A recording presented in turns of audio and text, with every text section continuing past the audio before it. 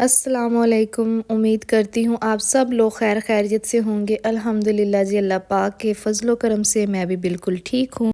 एक खुशगवार दिन के साथ आप सबको खुश आमदीद कहती हूँ। अच्छा जी, ऑलमोस्ट 2 से 3 बजे का टाइम है। सारा दिन लाइट नहीं रहती, इस वजह से मैं कुछ भी रिकॉर्ड नहीं कर पाती। और 2 से 3 बजे का टाइम है, काफ़ी ठंडी हवा चल रही थी गली के अंदर। धूप जो थी वो बस ना होने के बराबर थी, लेकिन ये जो बच्चे हैं मेरे, ये इतनी ज़िद करते हैं कि मामा दरवाज़ा खोल दो, हमें खेलना है। सारा दिन घर में बंद रह रह के नहीं, ये थक जाते हैं बेचारे, अक जाते हैं मेरी शक्ल देख देख के। और इस टाइम तक ना इनकी बस हो जाती है, कैपेसिटी इनकी ख़त्म हो जाती है। फिर ये मेरे पीछे पड़ेंगे कि मामा दरवाज़ा खोलो, मामा दरवाज़ा खोलो। तरस खा के मैंने आज खोल ही दिया। मैंने कहा चलो खेल लो, क्योंकि गली में बाकी बच्चों के खेलने की आवाज़ें आ रही थी। तो जो मेरा अज़हान है ना, फिर इसके दिल को कुछ होता है कि फिर ये फ़ौरन से कहेगा कि मामा अभी मैं थोड़ी देर खेल लूँ, बस थोड़ी देर खेल लूँ। हमारी गली के साथ ही फैक्ट्री है दूध वाली।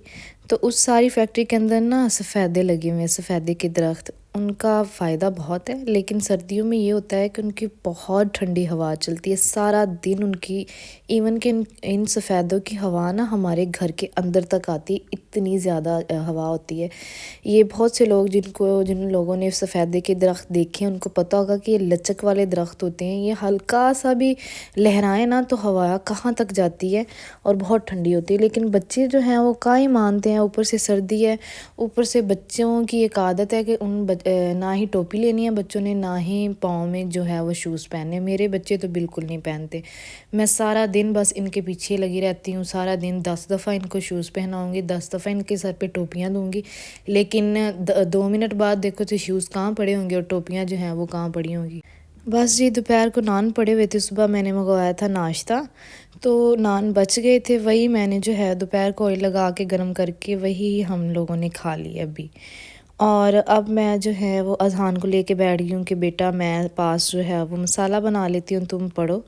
नुक्ते लगा के मैंने उसे दे दी, वो लिखता रहता है। और ये मेरा छोटा बेटा, इसे भी मैं ना अपने पास बिठा लेती हूँ। मैं ना भी बिठाऊँ तो खुद आके बैठ जाता है, और ये साथ उसके बराबर पढ़ता है। माशाल्लाह अल्हम्दुलिल्लाह, जितना उसने सीख लिया ना उतना ही इसने भी सीख लिया। इसका ये फ़ायदा हो जाता है दूसरे बच्चों को। और जी, मेरे हस्बैंड की कॉल आ गई इतनी देर में कि मैं आ रहा हूँ। जैसा कि मैं अपने पिछले व्लॉग में बता चुकी हूँ कि मेरे हस्बैंड जो थे वो गए हुए हैं पाकपतन, ऑलमोस्ट 2 से 3 दिन पहले। पाकपतन मेरा ससुराल है और वो अपने पेरेंट्स से मिलने गया हुआ है। काफ़ी देर हो गई थी, ऑलमोस्ट 2 से 3 माह उनसे नहीं जाया गया। बस कभी फैक्ट्री से छुट्टी नहीं मिल रही, कभी सैलरी बहुत लेट मिली है, कभी छुट्टियों का इशू हो जाता था। तो इस दफ़ा जो है वो उन्होंने कहा कि मैंने जाना है, और वो अल्हम्दुलिल्लाह 2-3 दिन हो गए। आज उन्होंने फ़ोन किया कि मैं वापस आ रहा हूँ। उनको आते-आते ऑलमोस्ट 7 बजे फ़ोन किया है, तो आते-आते जो है उनको 3 से 4 घंटे ईज़िली लग जाएंगे, क्योंकि अभी सर्दी है और बहुत जल्दी रात को भी धुंध आ जाती है। तो टाइम लग जाएगा उन्हें, 2 से 3 घंटे तो ईज़िली लग जाएंगे। इतनी देर में मेरे अब्बू की कॉल आ गई कि बेटा क्या कर रही हो, अकेली हो घर पे, मैं तुम्हारे भाई को भेजता हूँ, तुम आ जाओ हमारी तरफ। तो फिर मैंने अब्बू को बताया कि नहीं अब्बू, मैं नहीं आ सकती, बाबर वापस आ रहा है और मैंने खाना बनाना है। अब्बू पूछने लगे कि बेटा क्या बना रही हूँ बाबर के लिए ऐसा स्पेशल। मैंने कहा अब्बू काले चने। तो अब्बू हंसना शुरू हो गया। अब्बू कहते तुम्हारा शौहर आ रहा है और तुम उसके लिए काले चने बना रही हो, कोई अच्छी अच्छी डिशेस बनाओ, कोई गोश्त बनाओ। तो मैंने कहा अबू कोई था ही नहीं, मैं किससे मंगवाती। अब्बू लोग सब जो है मेरे भाई लोग आज शादी पे गए हुए थे, तो वो अभी अभी आए हैं। तो मैंने कहा कोई बात नहीं, काले चने भी वो शौक़ से खा लेगा। तो अब्बू कहने लगे कि चलो ठीक है बेटा, फिर बनाओ खाना। और पाकपतन का सफ़र इतना लंबा है कि आते आते जो है ना वो 1-2 जगह गाड़ी रुकती है, बंदा वहाँ से कुछ भी लेके खा ले और भूख ख़त्म हो जाती है। घर आते आते तो भूख लगती ही नहीं है। और ऐसा ही हुआ, मेरे हस्बैंड आए, उन्होंने बामुश्किल आधी रोटी खाई होगी बस। अच्छा जी, चनों के अंदर मैंने ना सारे स्पाइसेस डाल दिए हैं, थोड़ा सा पानी डाला है क्योंकि मैंने ना इसको भूनी लगा के दोबारा इसके अंदर मैं पानी ऐड करूँगी। नमक, मिर्च और हल्दी डाल के और सारा जो सब्ज़ मसाला मैंने काटा हुआ था वो मैंने ऐड कर दिया है।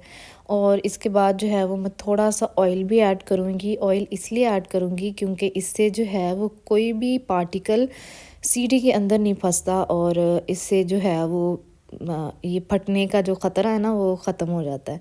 थोड़ा सा बस 1-2 चम्मच डालूँगी। ये मुझे नहीं था पता, मैं सम टाइम ना दाल बनाती होती थी कुकर के अंदर, मूंगी मसर की दाल ना, तो सम टाइम ना बहुत अजीबो-गरीब आवाज़ें आती थी क्योंकि दाल का कोई भी पार्टिकल अंदर चला जाता था ईज़िली।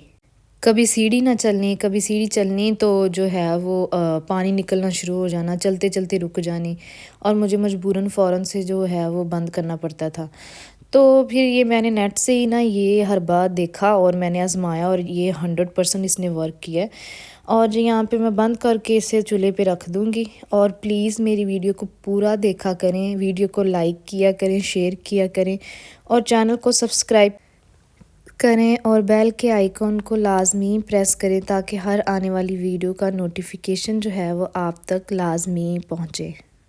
यहाँ जी कुंडी के अंदर मैंने सूखा धनिया, गरम मसाले में ज़ीरा और काली मिर्च थी और जी कसूरी मेथी, इनको पीस लूँगी। ये सारा मसाला ना मैं इकट्ठा नहीं ग्राइंड करती क्योंकि मेरे पास ग्राइंडर नहीं है और जब हम यहाँ पे आए थे तो सिर्फ़ और सिर्फ ज़रूरत का सामान लेके आए थे। बस मैं इसी तरह कुंडी के अंदर कूट लेती हूँ।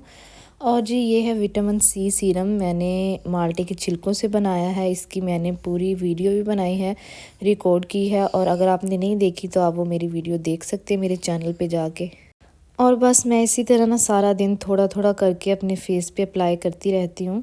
इससे बहुत अच्छा ग्लो आता है, पिगमेंटेशन है तो वो भी रिमूव होगी। और ये मार्केट के एक्सपेंसिव सीरम से बहुत अच्छा है, वो जो हम अफोर्ड नहीं कर सकते, जो हमने कभी चीज़ यूज़ ही नहीं की, तो उनका तो हमें कुछ आइडिया नहीं है, लेकिन ये बहुत अच्छा है। यहाँ जी कुकर की सीढ़ी मैंने खोल दी थी, सिर्फ़ और सिर्फ 5 मिनट दिए मैंने चनों को। सारा दिन मैंने चने भिगो के रखे थे सुबह से और भीगी हुई हो दाल हो या चने हो तो वो बहुत जल्दी जो है वो गल जाते हैं। और ये देखें यहाँ पे जी हल्का सा पानी है, इसको मैं ड्राई कर लूँगी, फिर थोड़ा सा ऑयल डाल के तो इसको अच्छे से इसकी भुनाई कर लूँगी। और यहाँ पे जी उरहान आ रहा था क्योंकि उसे भूख लगी हुई थी और वो किचन के अंदर ही खड़ा हुआ है कि मामा मुझे खाना दो बना के, रोटी दो बना के। चनों की अच्छे से भुनाई करने के बाद इसके अंदर जो है मैं दोबारा से पानी ऐड करूँगी ताकि जो कसर रह गया वो भी निकल जाए। अब इतनी जल्दी अभी खाना नहीं बना तो इसकी रोटी कैसे बना के देती, बस फिर मैंने ना बादाम निकाले और वो इनको दिए, माशाल्लाह ये शौक़ से खा लेते हैं। अच्छा, कल रात को मेरी बहन और बहनोई आए हुए थे। जैसा कि मैंने बताया कि हमारे गांव में शादी है हमारे रिलेटिव की, हम लोगों को उन लोगों ने नहीं बुलवाया, बकाया मेरी एक सिस्टर मैरिड है उसको बुलाया है और मेरे सब घर वालों को। तो वो आई हुई थी अपने सब ससुरालियों के साथ और कल रात वो और उनके हस्बैंड जो थे वो मेरी तरफ ही थे। अभी मैं उनका वेट कर रही हूँ कि वो क्यों नहीं आ रहे और मुझे बाद में पता चला कि वो जो हैं वो जा चुके हैं। आज बारात थी, बारात खा के वो जो हैं वो वापस भी जा चुके हैं और बग़ैर मुझसे मिले, बग़ैर मुझे बताए। ख़ैर जब शादियां हो जाती है तो फिर इंसान की अपनी मर्ज़ी तो नहीं चलती, फिर वो दूसरों की मर्ज़ियों का मोहताज होता है। बस वो अपने घर में खुश रहे, यही बहुत बड़ी बात है। और यहाँ जी ये दोनों भाई जो हैं वो बिस्तर बखेरने में माहिर हैं। सारा दिन मैं चारपाइयों की चादरें और बिस्तर सेट करने में रहती हूँ और ये 1 मिनट लगाते हैं सब कुछ बर्बाद करने में। यहाँ मैंने खाना बना दिया था और बच्चों ने खा लिया और हान खा के सो गया है और अजहान ने भी बस कर दी, बकाया जो था वो मैंने उठा के रख दिया। यहाँ जी मेरे हस्बैंड आ चुके हैं और वो लेके आए थे गंदम अपने साथ गाँव से। और ये है जी number 1 best medicated night cream, Beautone fairness cream, day night cream है। 50 ग्राम की पैकेजिंग में है, बहुत चीप प्राइस में मिलती है और बेस्ट है फॉर पिगमेंटेशन और स्किन लाइटनिंग चाहिए, अनइवन टोन स्किन और डार्क स्पॉट्स के लिए बेस्ट है फार्मूला। और डे नाइट में यूज़ करें, सिर्फ हीट और सन से आपने जो है वो इसमें यूज़ नहीं करना, बकाया आप हर टाइम यूज़ कर सकते हैं। इंग्रेडिएंट्स भी इसके बहुत ज़बरदस्त है, नायासिनामाइड है और इसके अलावा इसमें ग्लूटाथायोन है। यानी जितने अच्छे इंग्रेडिएंट्स हैं वो सब इसके अंदर है। 1000 की इसकी प्राइस है, किसी भी अच्छी फार्मेसी से मिल जाती है और पिगमेंटेशन के लिए तो बहुत ज़बरदस्त है। इंशाल्लाह जी कल नई वीडियो के साथ हाज़िर होंगी। अल्लाह हाफ़िज़।